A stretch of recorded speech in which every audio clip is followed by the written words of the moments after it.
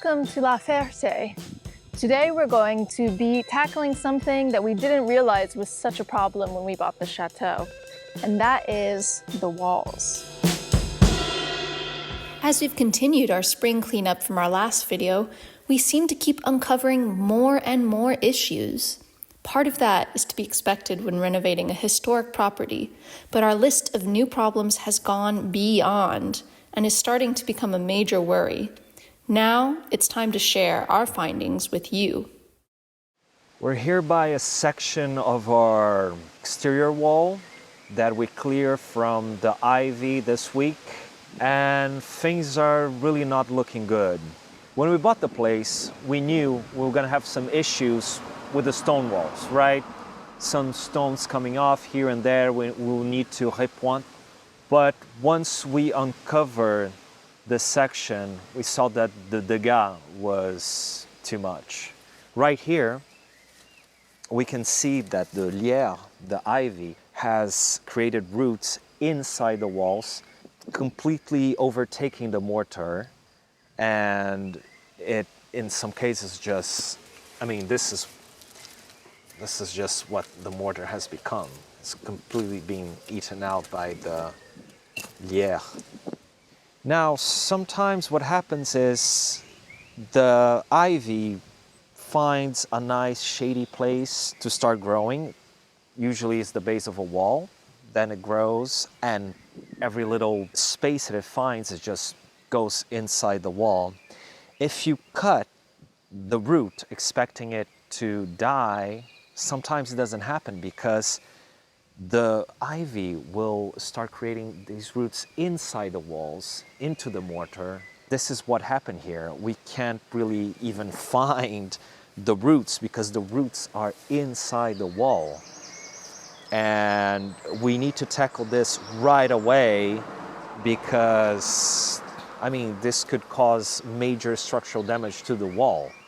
Another major issue we've uncovered while taking down the ivy was the bead in our walls, which is the, let's say, the protrusion, the belly, the, how would you say that? Bulge. The bulge that was created by either the ivy or water infiltration in the mortar core of our walls. Because as you know, stone walls can be built many different ways, but the most typical one is to have a stone de parement on each side and the core filled with pebbles and mortar. And if that mortar just goes away, the wall can shift, and this is what has happened. If the wall is not stable, we'll just have to rebuild it. In France, there's a saying, when the house is in really bad shape, it's been held by the ivy. And it actually makes sense. This wall, it seems like it's been held by the ivy. There's one section here, another section that we're doing, and there's all that.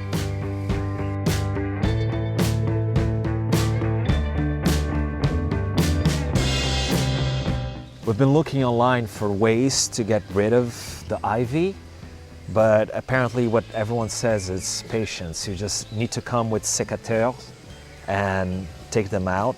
I hope we'll have some friends around that can lend us a hand because this is definitely a lot of work.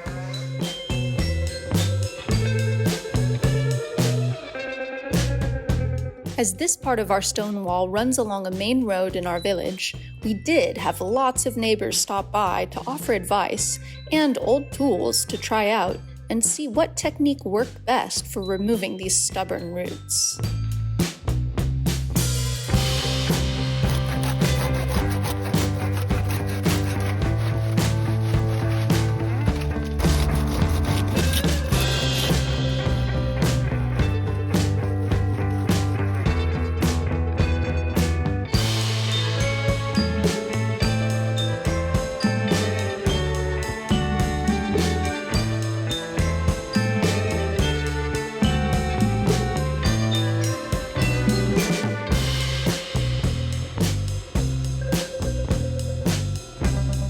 It's really important to fully discard this ivy at a green waste facility, as this much mass could root and regrow in a compost pile.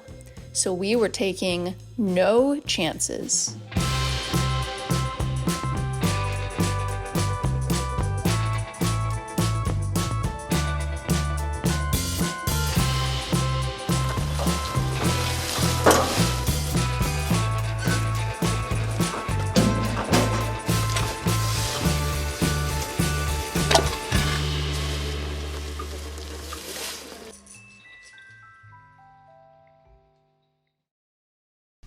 Right behind me is one of the pieces of surprise asbestos that we found while we were excavating some of the bamboo last time you were with us. And we keep finding more and more pieces of asbestos on the property.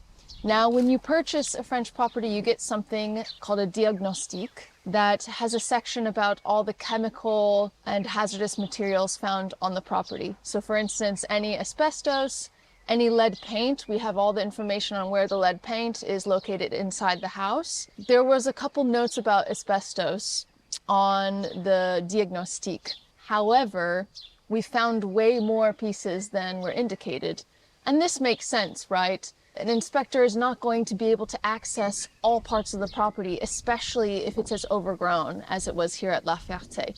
So no matter how good your inspector is, there's always going to be some unforeseen surprises. This is one of the stashes of asbestos roofing that we have in our property.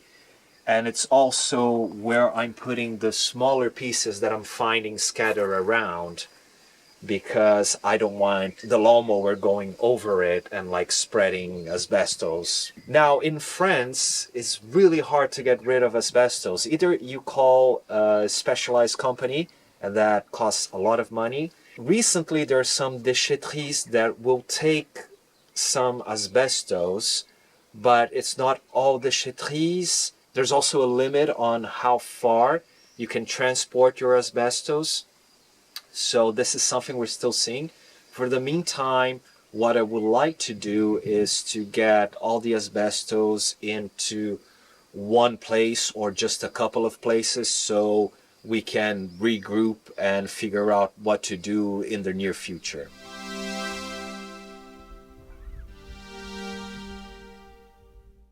So we're here in the potager, and we have been working on rehabilitating these beautiful old grapevines. This grapevine here didn't survive, but we still have this one here that's going very strong. I pruned it back quite a lot, and I'm new to this, but actually, in hindsight, I probably could have pruned it even more. We have aerial photographs of the chateau and the surrounding area going back quite a ways. And actually, this entire side of the grounds used to be one huge potager. So this side, all the way going down through the secret garden. And there's tons of crochets on these walls all over this area, which indicates to me that they were growing something on the walls, whether it was these vines, maybe it was peas, beans, we don't really know for sure. But I'm gonna try my best to save these vines that are already here. One of the problems with this area back here is that these trees are blocking a lot of the sunlight. This originally would have had a lot more sunlight. And so we're gonna cut this tree back a bit. As you can see on some of the leaves, because it's a bit cool and damp back here, you have a little bit of downy mildew that shows on one side of the leaf and then creates holes. And this is because there was a lot of congestion in here with plants, orties growing all around. Another problem is that we had this landscape fabric. This is everywhere, and you can't tell now, but this was covered in weeds even more than it is now. So that's the problem with landscape fabric, is it doesn't really keep the weeds out. Maybe temporarily, but in the long run, they're just gonna come back, and then you have a load of plastic in your soil. So we're gonna take all these out, let the soil breathe, get rid of these weeds, and mulch with our new tool.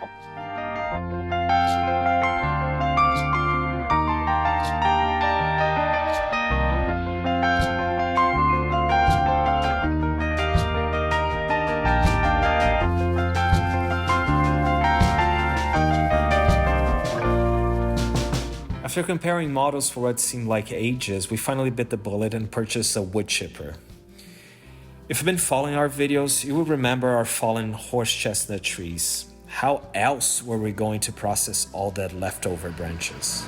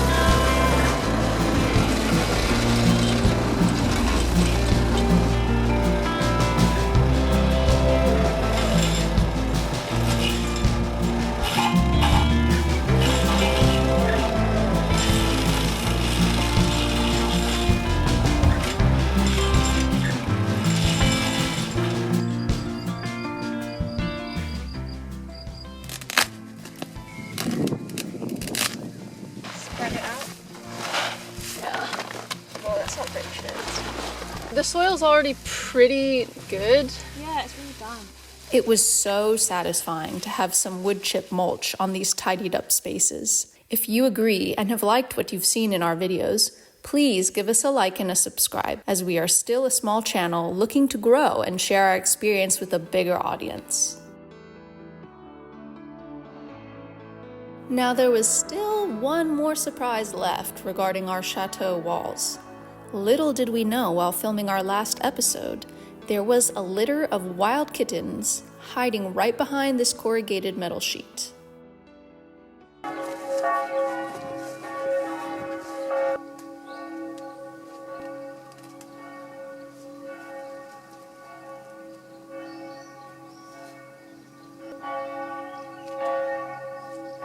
All right. Let's check on our kitties really quick. And she ate the ham.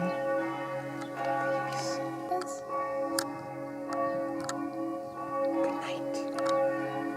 Okay. Is Mom there?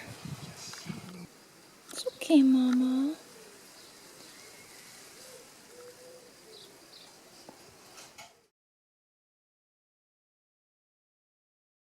So we're doing a little socialization of the kitties because Mom is not here.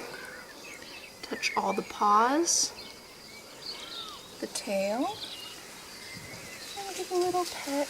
All right, we're just gonna pick each one of them up very briefly just to get them used to some human contact. This is very hard. Okay, we're gonna get this one. Okay. All the ginger ones first. Should we name them? No. Look at its eyes. I want to kiss it, but that would be bad. I don't want to put too much of my scent on them. We're going to socialize you so we can adopt you. They look pretty healthy. We have 5 kitties. 3 gingers, 1 white and 1 gray. Do you hear that? I know, it's a bit scary out here. This one's vocal, huh? It's calling for Mom. Put it back. Okay, let's put this one back. This one looks most like the mom. Yeah, this one does. And then the dad is ginger. Let's give a little touch to that paw, huh? Oh, you don't like that, do you? His little face. Very good. Oh my god, that was so cute. So I've written to a cat rescue organization in Laval to see if they have programme de stérilisation for the mom, if we can catch her, and just for some other advice because we'd like to get these kittens adopted. What do you think of our newfound problems? Do you think they're manageable? What kind of things have you overlooked in your own home? Well, if you need to find us, we'll be here pulling down vines well into the summer. Thanks for watching.